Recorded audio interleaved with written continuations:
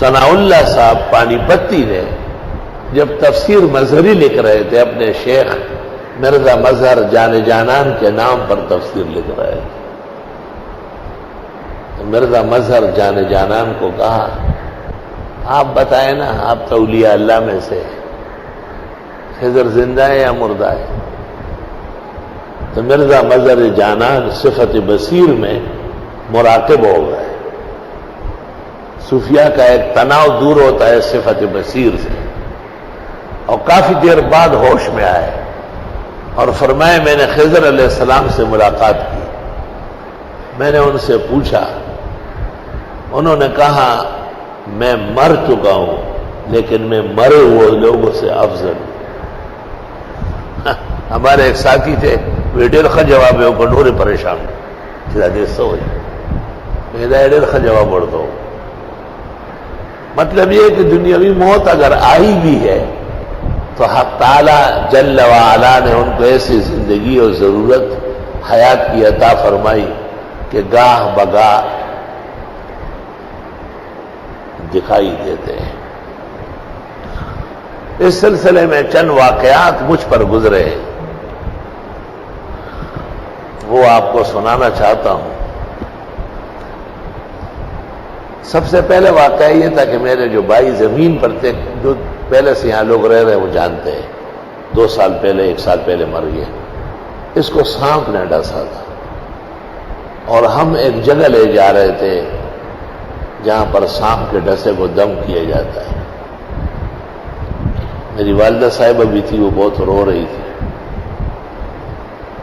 بس کو رکوایا ایک مسافر نے، اور نیچے اترا ایک آدمی، اور اس نے میری والدہ کو کہا کہ اماں آپ مجھے 3 دفعہ کہے کہ اس کو دم کریں، اور پھر اس نے دم کرنا شروع کر دیا، اور میرے بھائی کو کہا سیدھا واپس گھر جاؤ، سکورتا نہیں ایس مار نیچے ختم دیا، وہ بالکل ٹھیک ہو گیا، یہ اکھڑاس پانے گا بس واپس گئی چتا درگاہ تا لڑنے شئی فقیر بابا دروان التا دم دیر مشہور گرا گئی۔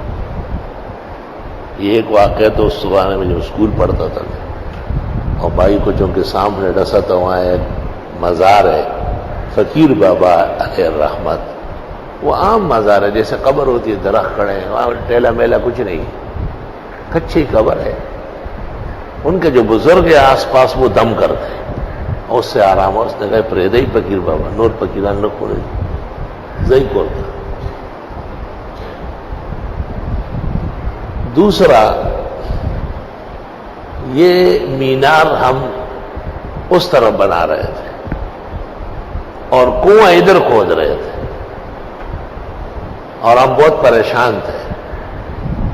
تو ایک آدمی آیا، مجھے کہتا ہے میں تمہیں جگہ بتاتا ہوں، یہاں کھودو میٹھا پانی نکلے گا، اور تم تو خود لوگوں کو کہتے ہو کہ مینار مسجد کی دائیں طرف ہو، محراب سے دائیں بائیں طرف، کیونکہ اس میں اذان ہوگی اور اذان خانہ ہمیشہ محراب سے بائیں طرف ہوتا ہے، یعنی مؤذن یہاں نہ ہو، یہاں کھڑا ہو، الا ان یؤذن عند الخطیب باذان الثانی، وہ علیحدہ ہے، وہ بین الیدی الخطیب ہے۔ اس کے علاوہ جو 5 وقت اذان ہے، سنت طریقہ یہ ہے کہ مسجد کے اندر بائیں طرف ہو۔ تو مینار ادھر کر دیا ہم نے، اور کنویں کی جگہ اس نے بتائی، وہاں ہم نے کھدائی کی، پانی میٹھا شیرین نکلا۔ لیکن جس وقت وہ آدمی روانہ ہو گیا تو میں طالب علم بعد الظہر میں یہاں سے نکل کے اس طرف گیا، تو میں طلباء سے کہتا ہوں کہ اس آدمی کو لے آؤ نا واپس، چائے وائے پلاتے ہیں، اتنا پیارا مشورہ دیا۔ طلباء مجھے دیکھ رہے حیران ہو رہے، ایک دوسرے کو کہتے ہیں کہ حضرت کو کوئی اثر ہوا ہے۔ وہ یہ سمجھتے تھے کہ کوئی آدمی نہیں ہے، میں دیکھ رہا ہوں کہ وہ سامنے غائب ہو گیا۔ میری غلطی یہ تھی کہ مجھے خود دوڑنا چاہیے، اس وقت صحت مند تھا، دوڑ دھوپ جانتا تھا۔ آدمی نکل گیا، برکات سب اس کی قائم دائم رہی۔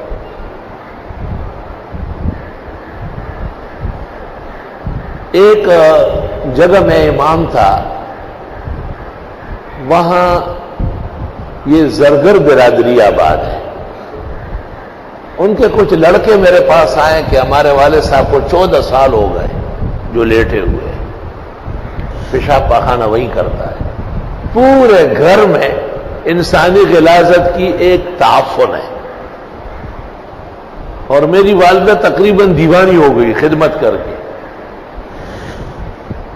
اور ڈاکٹروں کا کہنا یہ ہے کہ یہ بچے گا نہیں، اور اسی طرح 50 سال بھی رہ سکتا ہے لنگڑا شل ہو کر۔ ایسی کوئی تدبیر جائز ہے کہ یہ مر جائے؟ کوئی انجیکشن لگائے، دوا دے دے؟ میں رابعہ یا خامسہ بنوری ٹاؤن پڑھتا تھا اور بڑا حیران ہوا کہ ایسا فتویٰ بھی لوگ مانگ سکتے کہ باپ کو خود مارے اگرچہ بیمار ہے۔ میں نے کہا یہ میرا کام نہیں، میں تو استاد سے پوچھوں گا، وہاں جا کے بنوری ٹاؤن سے پتہ کروں گا۔ تو میری ایک عادت ہے کہ کچھ اور باتیں بھی کر لیتا ہوں۔ میں نے کہا کاش کہ کوئی دنیا میں قابل عامل ہوتا، اس کا کام تھا اس کو اٹھانا۔ جب علاج معالجہ کام نہ کرے تو عملیات کام دکھاتی ہے، لیکن افسوس کہ عاملین میں انسان کا بچہ نہیں ہے اور سارے الو کے پٹھے۔ اس طرح کوئی دو چار برا بلا کہا۔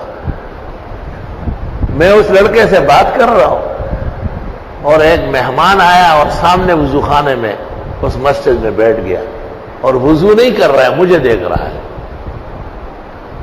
جب وہ لڑکا نکل گیا تو وہ وضو کر کے میرے پاس آئے سے ہاتھ جھاڑتے ہوئے، مجھے کہتے ہیں کیا ہو گیا، بہت ناراض ہو؟ سارے حامل تو ایک جیسے نہیں، کوئی اچھا والا بھی ہوگا۔ میں نے کہا کبھی دیکھا نہیں، دیکھوں گا تو معافی مانگوں گا، آئندہ ایسا کہوں گا ہی نہیں۔ اس لڑکے نے کیا کہا؟ میں نے تقریر کی، گھر معلوم ہے، میں نے کہا چند باتوں کی پابندی کر سکیں گے؟ میں نے کہا بالکل، جو آپ کہیں گے کروں گا۔ کہ پہلی بات یہ ہے کہ اس گھر میں جب جائیں گے، جب تک میں بیٹھوں گا اس وقت تک نہ کوئی چلے گا قدم لے گا، نہ کھانا پینا، نہ شربت، نہ چائے، نہ اس کا کوئی تذکرہ ہوگا۔ میں نے کہا میں ان کو پابند کر لوں گا کہ جب تک یہ مہمان آپ کے والد کو دم کر رہا ہے، خبردار کے کھانے پینے کا یا کوئی فرد آیا اور گیا۔ دوسری بات یہ کہ تم میرا نام پتہ نہیں پوچھو گے، مجھے کہہ رہے ہیں۔ تیسرا یہ کہ آپ وہاں بیٹھے رہیں گے، جب میں حدود سے نکل جاؤں گا تو آپ اٹھیں گے۔ تو مجھے کہا کوئی بے ادبی تو نہیں ہوئی، ان میں کوئی خلاف شرع بات ہے؟ میں نے کہا نہیں۔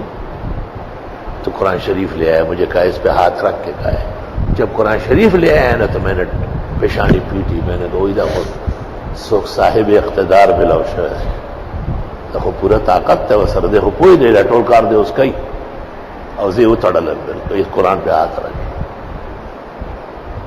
میں نے ہاتھ رکھا، کائے کے لیے ہاتھ رکھا ہے؟ میں نے کہا جب تک آپ وہاں تشریف فرما ہوں گے تو نہ کوئی کھانا پینا آئے گا، نہ کوئی چائے شربت کا پوچھے گا، نہ کوئی فرد بشر آئے گا، کوئی قدم نہیں لے گا۔ دوسرا یہ کہ میں آپ کے نام پتہ نہیں پوچھوں گا، اور تیسرا یہ کہ جب تک آپ غائب نہ ہوئے ہو میں اٹھوں گا نہیں وہاں۔ پھر مجھ سے پوچھتے بے ادبی تو نہیں، آپ خفا تو نہیں ہوئے؟ یہ تو آپ کو عجائب دکھانے کے لیے ہو رہا ہے۔ مجھے کہ چلے، میں نے کہا چلے۔ قریب جگہ تھی، 5-10 منٹ میں ہم وہاں پہنچ گئے، اس کے بیٹوں کو بلایا باہر۔ میں نے کہا اور کون کون ہے گھر میں؟ کہا امی ہے۔ میں نے کہا سب بات سنو میری، یہ ساری باتیں ان کو ایک ایک کر کے بتائی اور ہم اندر داخل ہو گئے۔ جب اندر داخل ہوئے تو وہ ایسے پنجوں پہ ہو گیا اور اس کو کہتے ہیں یہ کونا توڑو، یہ کونا توڑو۔ ہر کونے سے کمبل نکلتا ہے، اس میں سڑا ہوا گندا گوشت کا پھینکو باہر۔ اور جب میں نہیں دیکھتا ہوں تو میری طرف دیکھتا ہے ایسا، اور وہ شل جو پڑا ہوا تھا اس کو کہتے ہیں اٹھو اٹھو۔ 14 سال سے پڑا ہوا تھا، وہ اٹھا، کہا دیوار پکڑو۔ دیوار کے ساتھ ساتھ چلو. اٹھ گیا. جب دیوار ختم ہو گیا کہ خود چلو، روانہ ہو گیا. اس کے بیٹے کو کہا تولیہ، صابن، جوڑا لے جاؤ، کپڑا، مسجد میں نہلا کے اور 2 رکعت پڑھوا کے حضرت کی مسجد میں وہ یہاں لے آؤ. وہ چلا گیا. میں بیٹھا ہوا ہوں، یہ بھی بیٹھا ہے. 15-20 منٹ میں واپس آ گئے. مجھے کہتے ہیں کوئی طاقتور خیر کا عامل نظر آیا؟ میں نے کہا بالکل. میں رونے لگا. میں نے کہا آپ نے بہت زیادہ احسان کیا لیکن مجھے بالکل باندھ دیا. ایس جیسے بہت غلام آپ کے پیروں میں ہوں گے. یہ ایک تھوڑا ہی ہے، دیکھیں ذرا آپ دم میں نبھا دینا. وہ یہ ایک تھوڑا ہی ہے، ایسے خدا کے بہت بندے ہوتے ہیں. یہ آپ کو دکھانا چاہتا تھا میں. اور بس آخری مجھ سے ہاتھ ملایا اور میرا سینہ چھوما اور مجھے کہا میرے سر پہ ہاتھ رکھو. کہا آپ درس حدیث دیں گے، تفسیر دیں گے. اس وقت کوئی اس قسم کا نظام نہیں. رابعہ کا طالب علم تھا. یا آپ مجھے یاد رکھیں گے، آپ زبردست حافظے کا مالک ہیں اور بہت فائدہ ہوگا امت کو. میں زار و قطار ہوتا ہوا وہاں کچھ بیٹھا رہا. پھر جب یقین ہوا کہ وہ نکل گیا واپس آیا. شام کو دنیا جمع ہو گئی، جتنے لنگڑے ہیں کراچی کے پلنگوں میں ڈال کے لا رہا ہے. میں رکشا ہی منا خار بچو ماں سے ٹیکا گڑیا سے رکشے کی لڑ گئے پسراڑا.